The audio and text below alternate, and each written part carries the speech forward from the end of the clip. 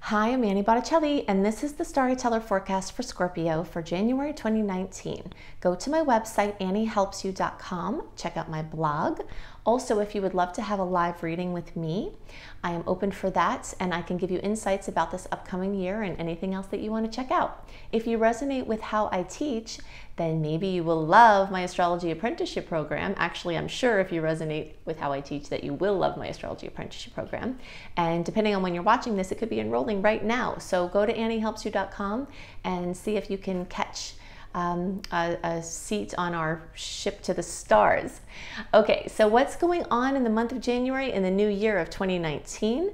We have a year that actually feels like a new year because all of the retrograde energy that we had for most of 2018 is now clear. So as of the beginning of January, we have no personal planet retrogrades, and in fact, very early in January, all of the planets in the cosmos are going direct. Very unusual event, and it's given to a lot, it leads to a lot of momentum, you know, forward movement, things actualizing, things that we have been working on in the backdrop for all of these retrograde times. Lots of major changes coming from the eclipses. We started talking about the eclipses in the December report, which I definitely see as a companion to this report because the things I talked about in the December report, you'll definitely still be feeling them in this month. And so I'll talk about the second eclipse and where that's going to hit for Scorpio, plus all kinds of other things that I think are relevant. My favorite days of the month, and some of them for the year for launches, we'll get into those. And also some dates to watch that are a little dicey that we need to know about. So besides the new chapters that are coming from the eclipses and coming from all of this forward movement, we also have 3 supermoons at the beginning of the year, and those are all at their first degree. So those on their own are showing new chapters, huge new chapters. So then you add the eclipses and you add all of this other energy, and it's really, really exciting. So let's look at the visuals. The format where I've been showing you the charts that I use for early, middle, and late degree has been working so well. I've been getting such great feedback that I'm going to continue that. So I'll show you what the scene is for Scorpio for this month. Hello, Scorpio friends. Okay, so if you're still with me, that means you're interested in seeing the juicy charts, which is my favorite part about astrology, which is the actual teaching aspect, and also it helps you to understand the way the energies can manifest better by having the visual, and it also shows you how there's a difference between the early, middle, and late degree placements, which can turn out to be very significant in many cases. So, in order to go deeper into understanding what your degree of Scorpio placement, how that rates as far as where planets are for you at different times, we have to figure out if you're an early, middle, or late degree placement. So we're going to call the October born Scorpios the early. This is an estimate, and there are some factors that can shift it slightly, but it's close enough. Okay, so if you're born in October, you're an early degree placement, and if you know your sun sign, degree rather, it'll be between 0 and 9 degrees, or if you're watching for your moon or rising, it'll be between 0 and 9 degrees. Okay, so the middle will be like the 1st through 10th around of November, and that will be 10 through 19 degrees if you know the degree, or if you're watching for your moon or rising. And then the late degree placements will be around November 11th through the rest of the sign, or 20 to 29 degrees if you know the degree, or if you're watching for your moon or rising. So now that we have this established, and I do want to just give you the quick note, if you didn't catch that, then do me a favor and rewind it so that you can figure that out. My assistants and I try to keep up on answering everybody personally, but if it's something easy like that you can use the video to answer it, then we ask that you do that to save us some time. Okay, so now that we figured out if you're early, middle, or late degree placement, you can see how the transits are different for the signs. Now, in November, we talked about Jupiter. I'm just going to touch on Jupiter here. We did a really good job in the November report. So if you want more details about how Jupiter is affecting affecting you, then there are more details in November, but we'll touch on it. And I want to use this to illustrate, again, like how there's a difference between early, middle, and late. So here's Jupiter, and you can see for the early degree placements, it's in the second house very clearly. Okay, this is as of January. So for you middle degree placements, Jupiter's just about to cross over. Okay, so January is the month for you middle degree people where it actually crosses over into the second house. We're going to talk about what that means in a second. We just want to show you where it is for everybody. Now for your late degree placements, look at Jupiter. It's way back here in the first house.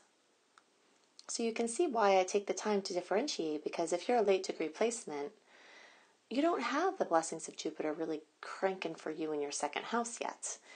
So it will be different. You know, the manifestation will be different. Okay, so what does it mean? Jupiter's the great expander, and the second house is a house of money. Usually it has to do with earned income, money that you make personally. Very often it also has to do with the self-esteem behind the money that you make. And as you do more inner work and help to get yourself to a place of feeling worthy, generally the money you make is more.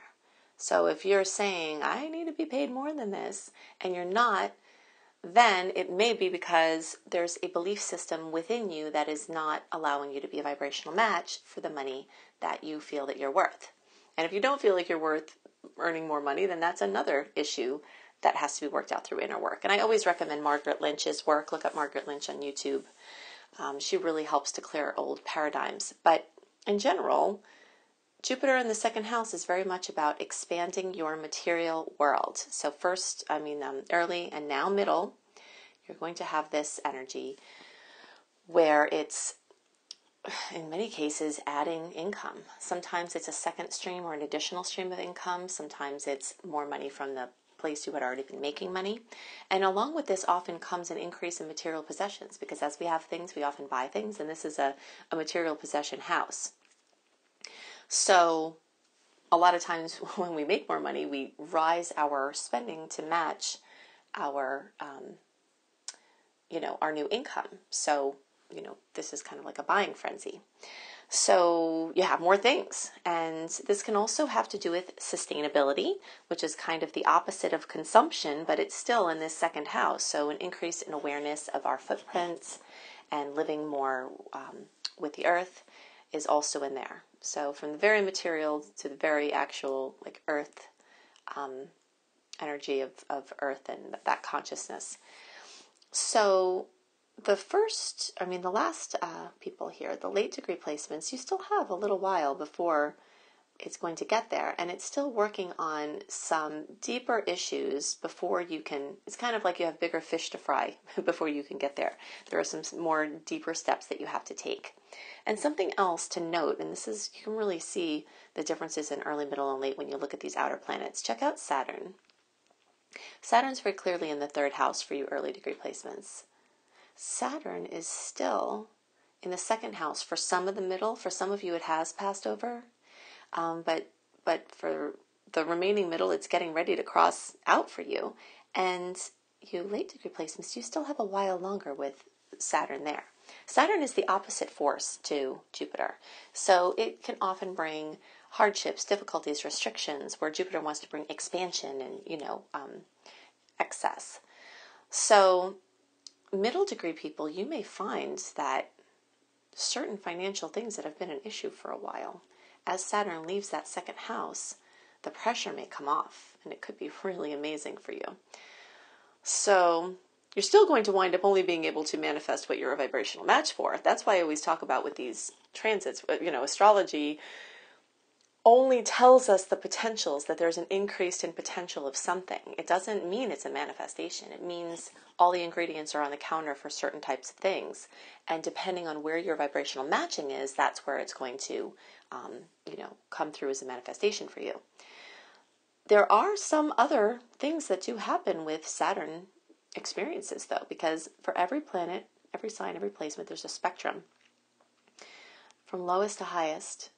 So at the lower end of Saturn, there's my mad face. Oh, whoops. I'm so used to making smiley faces. This is supposed to be a mad face here. We're going to put frustrated at this end of the spectrum. Restriction, pressure, stress. Okay, and at this end of the spectrum is manifestation, because Saturn brings things into form. So some people experience Saturn transits as actually the thing that gels for them. But usually those are the people who have been working hard before that time, and then Saturn brings the gifts from hard work. Okay? But however this goes, there's a massive amount of energy in the second house for all of you. Okay, so now I want to just take a look at the sun. When we're looking at monthly horoscopes, things that change pretty quickly, because these things we're looking at, they're like more long-term transits. But when we look at the sun tells us just some of the general tone. So for the early degree placements, the sun is very clearly in the third house. For the middle degree placements, it's about to be there as well. And then you can see for the late degree placements, the sun is still here in the second house for a couple more weeks. So getting deeper into January, the sun will join the third house as it is for early and middle. But the sun brings focus, it brings highlight. So again, highlight here, second house being looked at. And like you can look at this like a spotlight. That's how I always imagine the sun. It's like if you put a bright light on in a room that had a darker light before, you could see the cracks in the walls, you could see cobwebs, so you can kind of see the things that have to be fixed. But it can also make it look more beautiful. So it can bring warmth, it can bring comfort and things like that. So Saturn is there kind of doing the sun is there doing its inspection. But for the early and middle degree placements, it's now putting that warmth and focus onto mobility. So moving around, being mobile physically, being communicative, expressing yourself, just being super busy. This also has to do with siblings and cousins and aunts and uncles, relatives that aren't your parents or kids. So highly communicative, highly mobile. That energy at some point in January is going to move there for everybody. So I also want to talk about the eclipses. We are ending an eclipse cycle that has been in motion for a while. So 2017 through early 2019, we've had the Leo Aquarius eclipse cycle. Now definitely listen to my December report if you haven't already, because I talk about the first eclipse of January, which is in the Capricorn Cancer eclipse cycle, and I talk about where that hits for early, middle, and late, and the timeline, the continuum that is going on for that polarity. But this second eclipse, January 21st, and the days around there, is going to be this almost 1 degree of Leo, and it's the last one. So the last time we had an eclipse cycle like this was between 2008 and 2009. So you might notice that the things that happened between 2017 and 2019, there was some sort of similar themes or, something that you did in 2008, 2009 that now you're building upon, or you're taking it further, or something like that. And this can have very much to do with, for every sign, your own passions versus what other people think that you should do. People pleasing versus your own passion-driven work. So you may close a chapter in that struggle or that story. For some people, that's going to mean leaving certain jobs. For some people, it's going to mean asserting boundaries in a stronger way.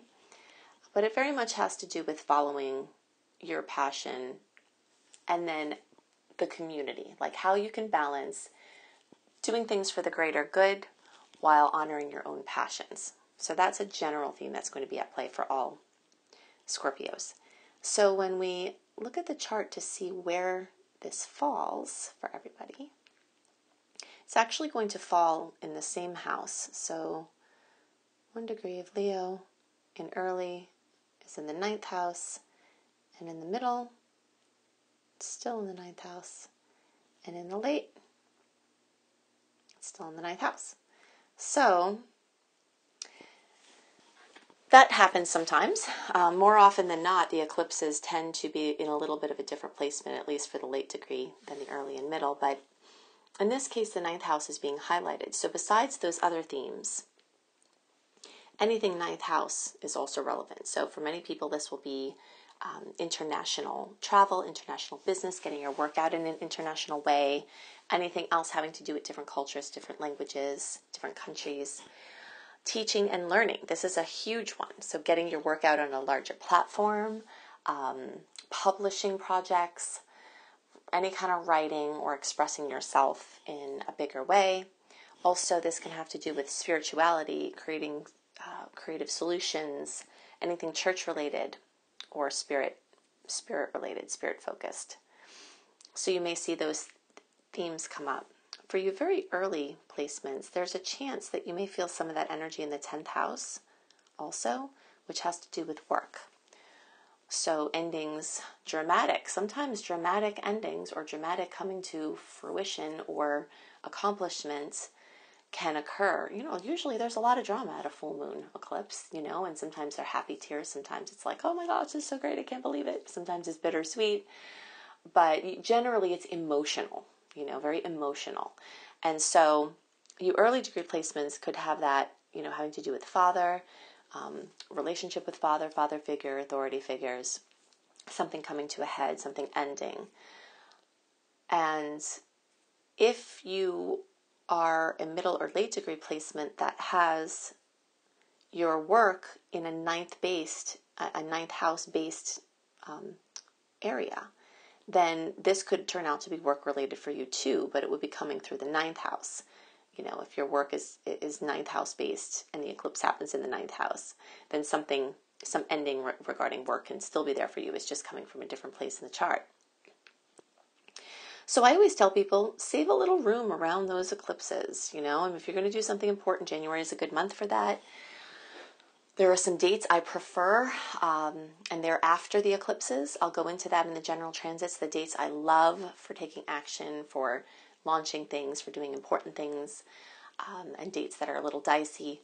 But in general, giving a little room around the eclipse time, especially that energy before and just at it, tends to, you want to be present for the things that are going to show up. And if you're going to do something big, it may be good to wait to see the energies the eclipses are bringing in to make sure there's not a trajectory change before you go off and, try to go off in another direction. Okay, so these are the things that are most on my mind for the Scorpio placements. Now let's look at those dates that I love, my favorite, and some of my favorite dates in 2019 are actually in this month. So we'll talk about that. We'll talk about the ones to really be careful and to avoid for certain things when we look at the general transits now. Okay, so now let's talk about the general transits. There are lots of important dates to note, and I'm going to go into the specifics of those now. The theme of the month for all signs is radical new chapters and wide open stars. As I mentioned before, this is truly the energy of a new year. It can be a very clean slate. We've had a year of retrogrades, pretty much focusing on the personal planets retrograde, and this is like a really huge clean slate time. So lots of old patterns, lots of old programming, lots of old ways of being, brilliant new chapters opening. There are so many reasons why there's so much newness.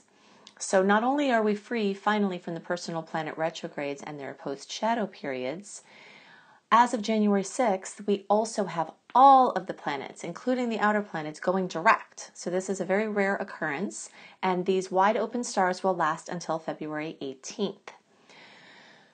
So it is important to note, however, that even though we have all this energy from momentum and moving forward, we do actually have quite a few astrological clashes this month. So as far as trying to do important things or move forward, there are definitely going to be clashes and impediments, but still the general energy is just very open, and many things that we've been working on can really manifest at this time in a really huge way. So we talked at length about the eclipses. Besides the fact that the eclipses are happening, bringing in new chapters, ending old chapters, And then also, besides the fact that the planets, will be all going direct, also the first 3 full moons of 2019 are all supermoons, and they occur at the first degree of their respective sign, which brings even more energy of a clean slate and the instigation of many new experiences and ways of being, opportunities, trajectory changes, and other new beginnings that we have really sought after, or some that arise as a surprise. I often get the question, what is a supermoon? So the supermoon is when the moon is at its closest possible point to, or very, notably close. You ever notice those moons where you're like, gosh, the moon looks really big. Like, whoa. Like that. Then that often is because the moon is actually closer to us. That's why it looks bigger. So when this coincides with the full moon, then it's called a supermoon. Okay, so supermoons definitely carry some similar energy to the eclipses in the way that there's more power behind the full moon. So more things coming to fruition and then opening up. Basically things coming to a major climax and new things beginning. So powerful endings, powerful beginnings are definitely a theme that we're having from the eclipses and the supermoons.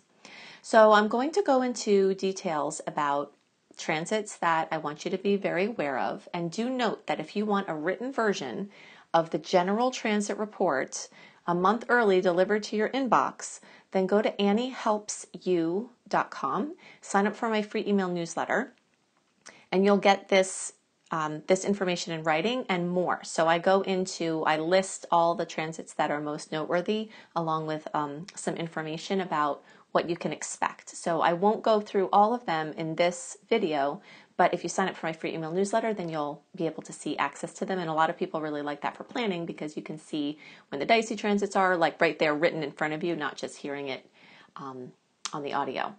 Also, if you are planning travel, check out my monthly travel astrology reports on my site, astrologykisstravelbliss.com. And if you like written horoscopes from me, then go to cozybysweetstarlight.com. Okay, so those all will give you tons more information about the transits, how you can best use the energies. So, like I mentioned before, there are quite a few clashes this month, and there's some energy that I would call very sobering. And this is typical of this time of year when aspects get together in the sign of Capricorn. It's kind of very, it's very realist. It's like kind of sometimes time to pay the piper, after the Sag transits of just kind of freedom loving.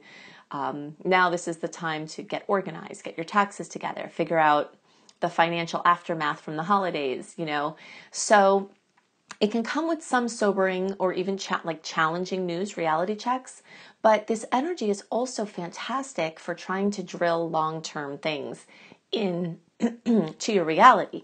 So like on the 1st and the 2nd, we've got the Sun getting together with Saturn in this Capricorn. This Capricorn energy is the kind of, I don't want to make it mad, but we'll call it concerned energy, where you're like, okay, we really have to get down to business here.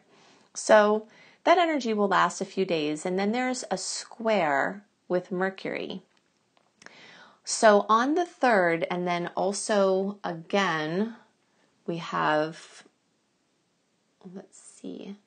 on the 8th, and then again on the 23rd. So January 3rd, January 8th, and January 23rd, we have squares with Mercury. So expect on those days possible impediments to movement, some, minor speed bumps, challenges with communication. Could feel like a mini Mercury retrograde. So whenever Mercury gets together in the form of a square, it can cause those challenges. So it's going to, Mercury still in Sag is going to come and square, Chiron. Then it's going to come and square Mars. Then it's going to come and square Uranus over the month. Okay, so particularly that one on the 8th and then the one on the 23rd. So 1, 8, 1, 23.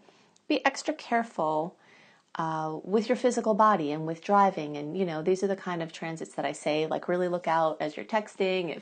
I'm hoping that everyone would just stop texting while they're driving or riding a bike or walking in busy areas. But since I know that's not going to happen, I at least can give you the warning that in the days around those days, there are more chances for accidents, verbal communication accidents, and also physical body and vehicle, and with your devices, like dropping in the toilet, things that would impede your communication through something happening to the device. So just be really careful around those days, extra so.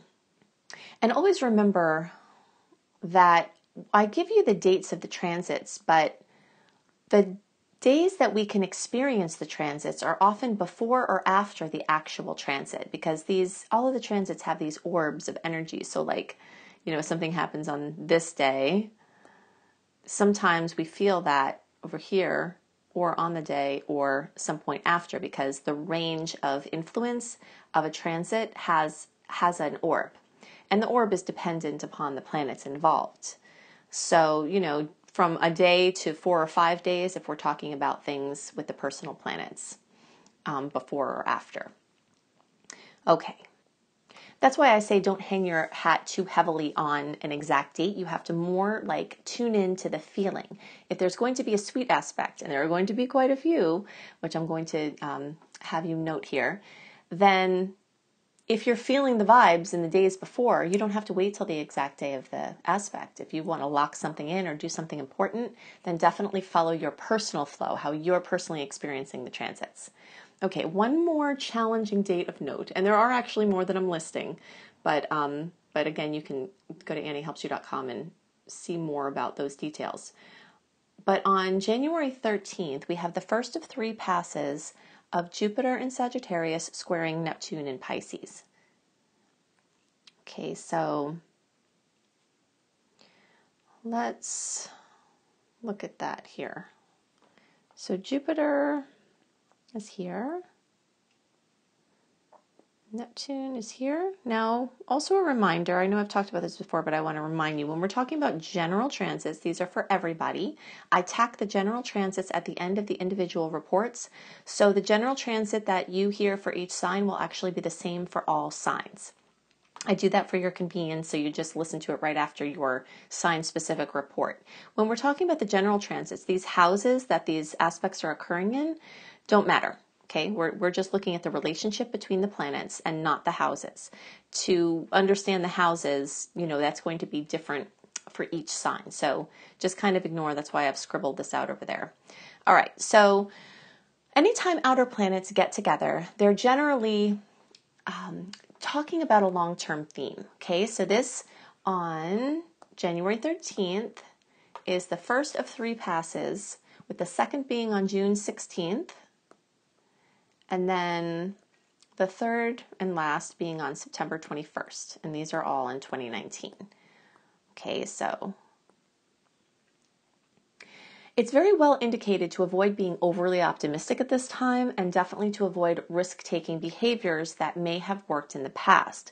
This is a time when the expansive nature of Jupiter, you know, it just wants to go big, is kind of put into a challenging angle by, you know, this energy of disillusionment or confusion or uncertainty or chaos. And I always see these kind of aspects as nice checks and balances that we have from the universe, because we've been on this big expansion spree since Jupiter has gotten into Sagittarius. And we will continue this for most of 2019, where the energy, you know, is in an expansion mode. Even when Jupiter is in retrograde, which isn't yet, but you know, even during that time, there's this story of expansion is really strong, because Jupiter is in the sign that it rules, you know, which is, it's very excessive in that place. So, you know, in the weeks around the 13th, June 16th, June 21st, like these hot spots will last weeks at a time. Just be really careful. Like, it's not always the best time to take risks unless you're intuitively inclined, for sure. The odds are more in favor of disappointment now than triumph. You know, I see a positive way to look at this transit, as it helps to show the limits of the expansion that is occurring, you know, because we can't just keep expanding indefinitely in all areas without having a rest or having a check-in or checking sustainability for the things we've, expanded into. It's very helpful for us to have this like, okay, let's take a step back and evaluate and prepare for future expansion by seeing, if we can manage what we've already done. So we need to have form and structure. I mean, we need to have structure to be in form. And so the energy, being very upward moving, this is a time when we're kind of like settling into the new norm and taking a break from the frenetic pace of increase.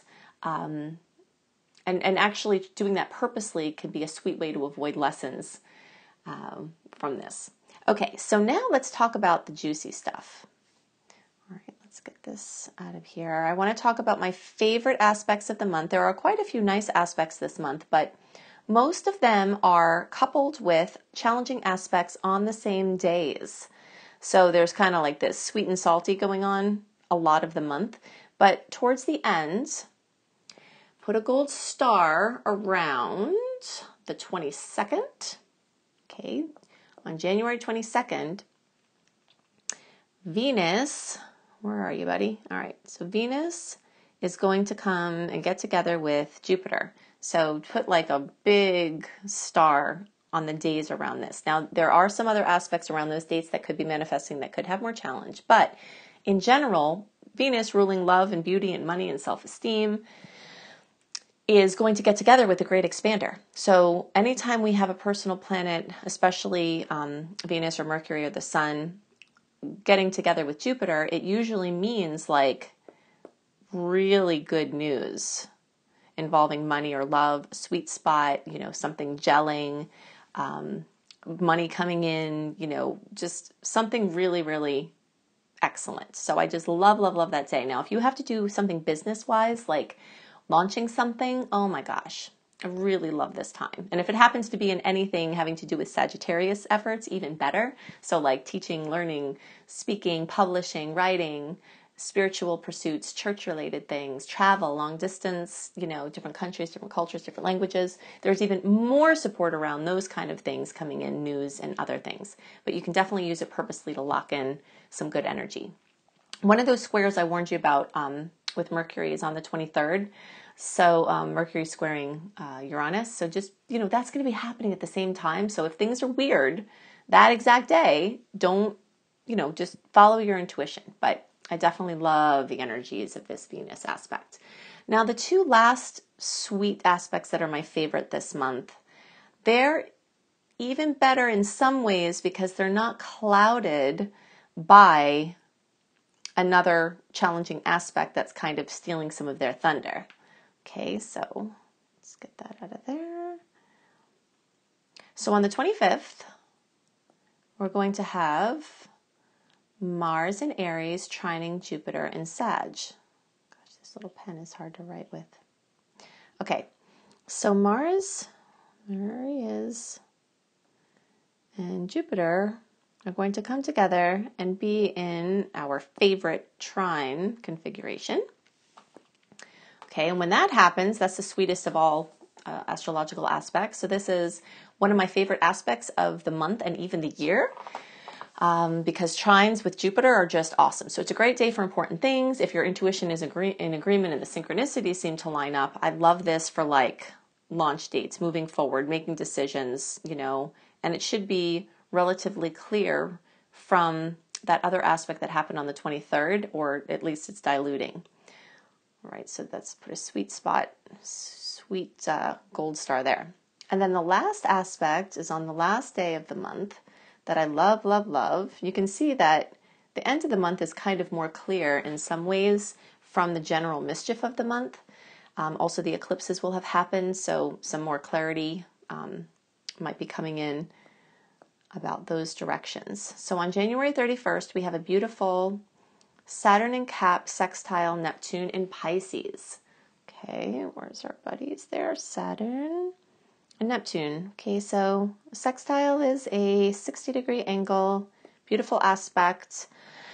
And again, like our other aspect that we were talking about with Jupiter squaring Neptune, That's an outer planet challenging aspect. We talked about the implications of that. But this similarly will have 3 passes. Okay, so January 31st is the first pass.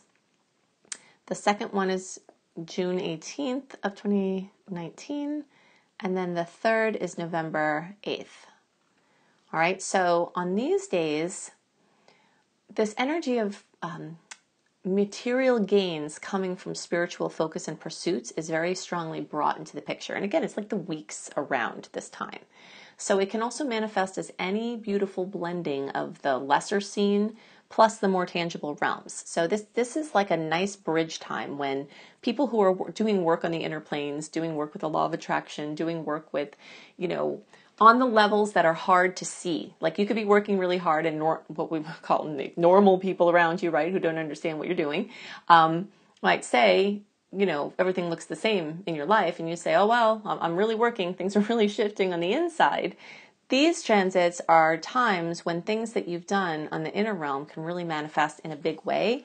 They're like really good affirmations and confirmations that you're on the right track and that inner work really does work. So I love ending off the month with that kind of awesomeness. And also if you have to plan something important, that is a super sweet aspect to lock in. When you're doing something important, the day you do it on is like a birthday in many cases, depending on what it is. And then that chart, whatever's going on that day, gets locked into the story of what you're doing. That's why doing things, on good dates can be very helpful to the long-term outcomes of what you're trying to do, because you lock in good energy and then that carries, that goes with it for the whole venture. So if you'd like to have a written version of this every month, a month early, go to anniehelpsyou.com. If you are already on my email newsletter list and you're not receiving my emails, I send them out religiously.